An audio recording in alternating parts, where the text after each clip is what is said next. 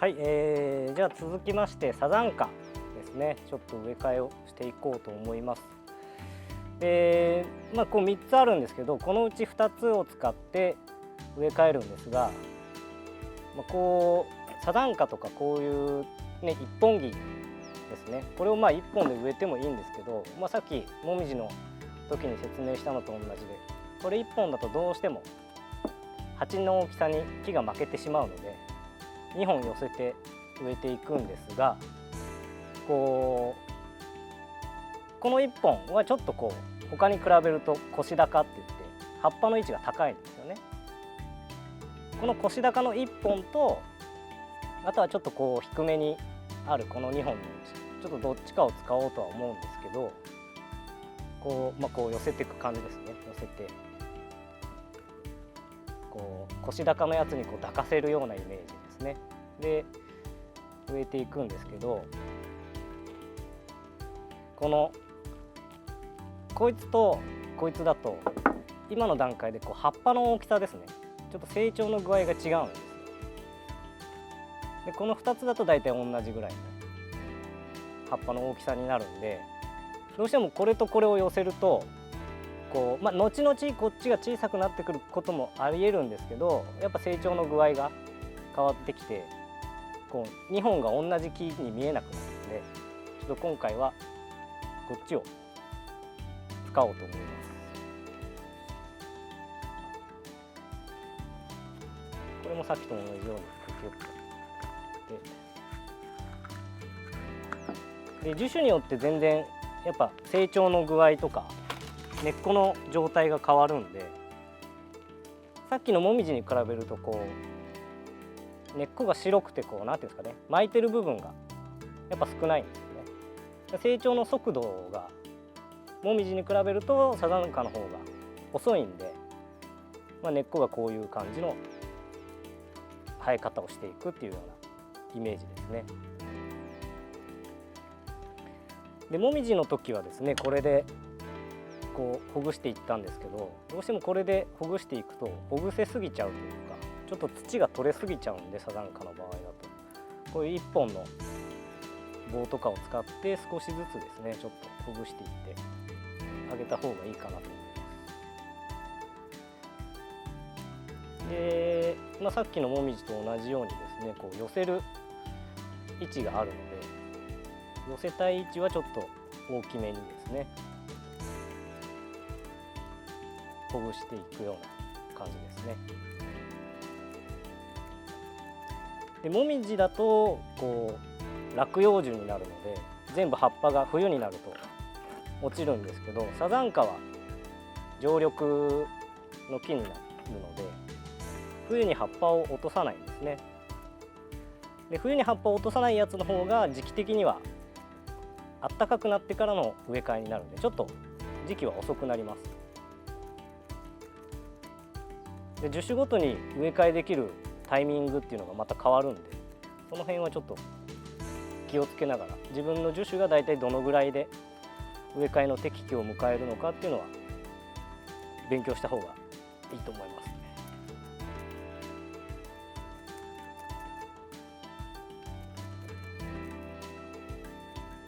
ざっと周りの落として、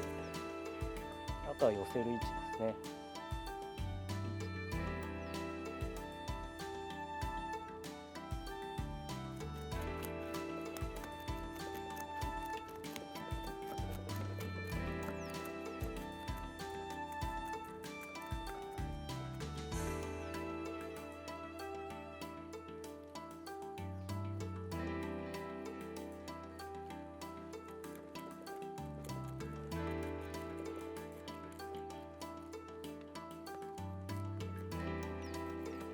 今1本これですね、この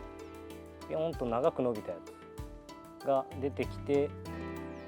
その中にまだ1本あるんですけど、こういうのを切るときはですね、この木に対して一番やっぱ太くて長い根っこになるんで、これを元から切ってしまうと、この辺ぐらいですね、この元から切るとどっかの枝が枯れてくる可能性があるんですね。こういうのを切るときは一番安全というか、こう地震がなければこの次に根っこが出てるところっていうかね、この根っこが出てるところの先で切れば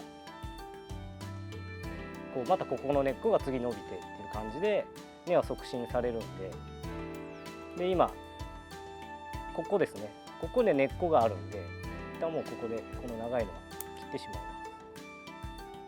根っこも葉っぱと同じで、根っこが出てるところより先で切ればまたその手前の根っこが伸びていくっていうような形になるんで、その根っこのどこで生えてるかとかを見ながら切る位置とかですね、ここまでだったら切って大丈夫とかっていうのは判断できるんで、その辺をちょっとよく見ながら植え替えの時はやっていくといいと思いますね。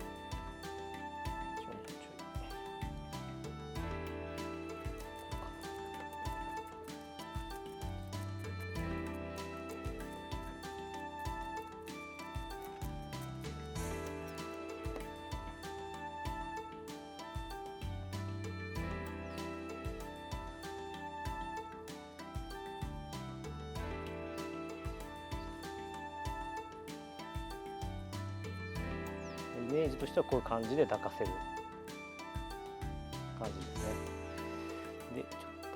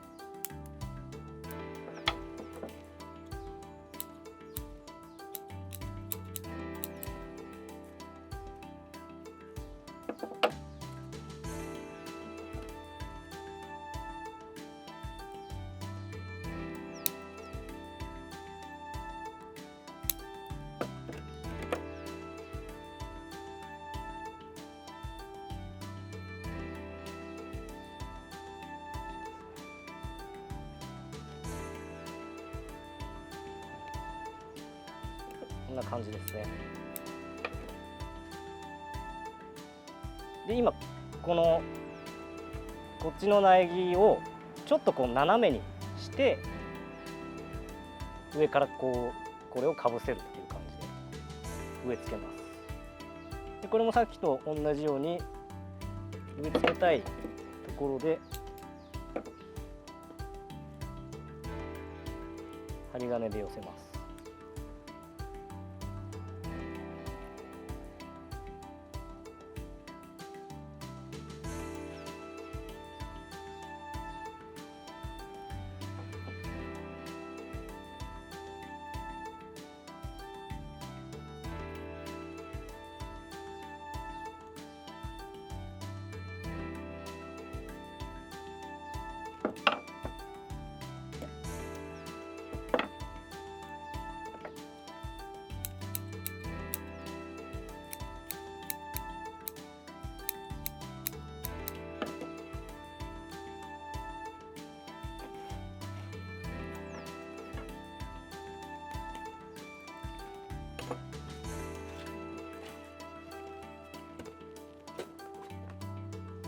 あとはさっきと同じように根止めの針金と網止めの針金をつけてって感じですね。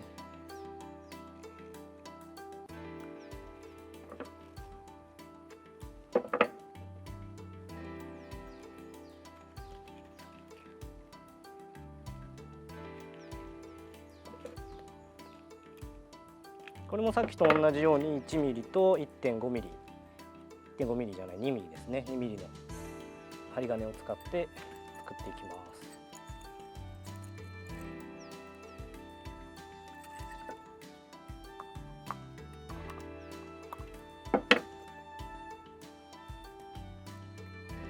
でこう水抜きがここにあるんで、ここを後ろにして植え付けですね、こっちの方は。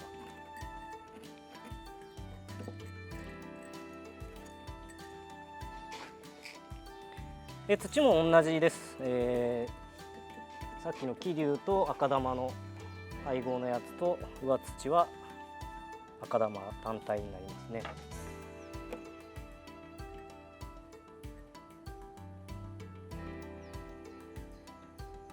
で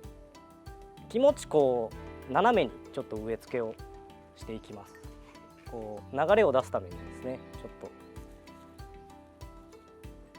木自体をちょっとこう斜めにして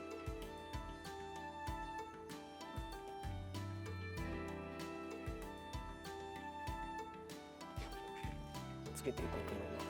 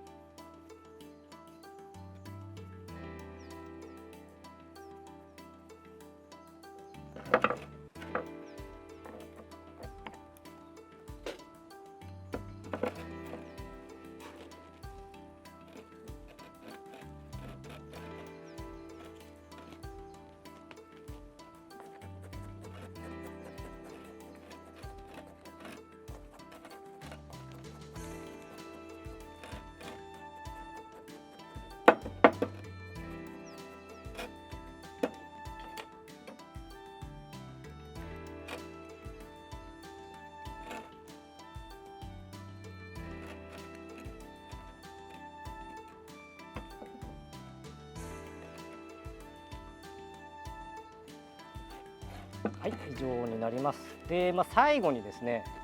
ちょっとこいつですね、ここの2本がどうしてもこう後ろに流れて強くなりすぎちゃってるんで、こいつをちょっと切ってやると